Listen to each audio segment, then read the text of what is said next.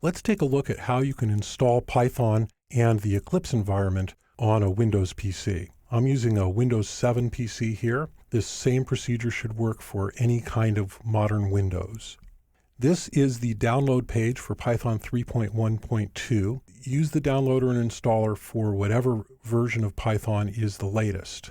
And if I scroll down here, you'll see that there's downloads available for a number of operating systems. I'm going to pick the one for this Microsoft Windows box, and I've already actually downloaded this. So I've got that already in my download folder. Let's also go ahead and download Eclipse. Now, in order to install Eclipse, you must have Java installed, and you should probably have the latest Java installed. So I strongly recommend that you make sure that your computer has Java and it's the latest version of Java. Windows machines do not necessarily come with Java already installed. So you need to make sure that you have Java installed before you install Eclipse. Eclipse is designed to be a development environment for the Java language. We're using it here to develop in Python because it has a lovely plugin available for Python development, and that works really well. Here on the download page for Eclipse, you'll notice that there's a lot of choices, and any one of these will actually work. We're going to install the basic Eclipse Classic. Most of the time when you hover over this link here, whatever operating system you're working with, it will get the proper download for your operating system. If you're not sure, you can select the one that you want from this list over here. So let's go ahead and get started with the installation. First, we're going to install Python, and that involves double-clicking on this installer, and I'll say Run. I'm going to go ahead and install for all users, and I'm going to install it in the default location, but I want to make a note of where that is. That's Python 3.1 folder right off of the C disk. And again, I'm going to accept the default since it's installing everything, and we want that, and then it just goes ahead and does its thing. And now let's go ahead and run idle and make sure that it works.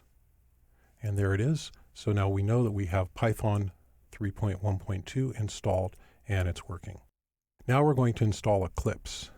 Eclipse comes to us in a zip file. So I'm going to extract all just to this default location in my downloads folder. All right. And now we have the Eclipse folder, so I'm just pressing Control-N to open another Explorer window. And I'm going to come down here and find Program Files. And I'm going to install it in Program Files x86 because I downloaded the 32-bit version. You can put it in the other one if you want to. And I'm just going to drag this over here and move it to Program Files. So I don't want it to go in one of these other folders, so I'm going to actually drag it into this part of the window here where it says Move to Program Files. And I will continue and authorize. And there it is. And I'll open this up. And there is Eclipse.exe. And I'm going to pin it to the Start menu. And now, there it is in my Start menu. All right.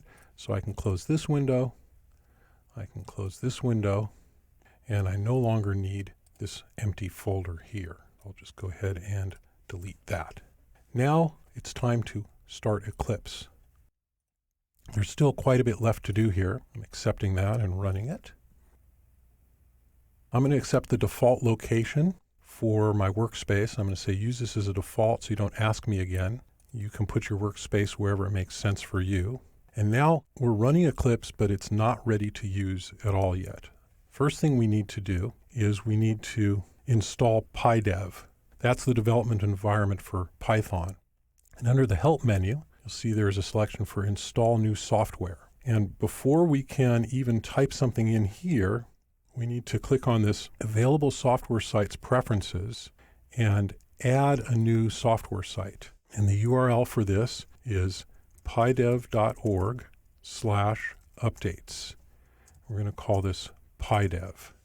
And say OK, and OK. And then up here, we can just start typing PyDev, and we'll see that it comes up.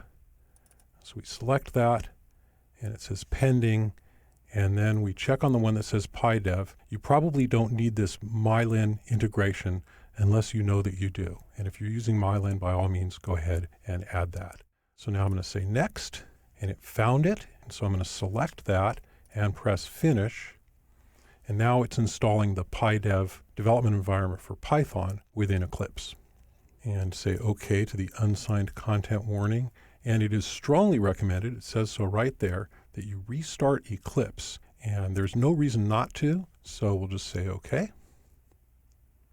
All right, we're getting closer. So now we have some configuring to do. We're going to open the Preferences, which is under the Window menu, and we're going to come down here to PyDev and click on the little arrow, and then you're going to click on Interpreter Python. And we're going to need to add our Python interpreter. So we'll click New, and we'll click Browse. And remember where Python is? It's under the C drive and in Python 3.1. And there's our Python interpreter. We'll click Open, and we'll just name this Python 3.1 and say OK. Now you'll get this Selection Needed window. You just take the defaults and select OK. And once you have all of this, you select OK, and this will take a few minutes. And now that you've configured the Python interpreter, you can create your first project. And so under the File menu, you hover over New, and you come down here and you select Project. And under the Selection Wizard, you click on the little arrow next to PyDev, and you select a PyDev project. And click Next, and you want to give it a project name. I'm going to call this Python 3 Essential Training.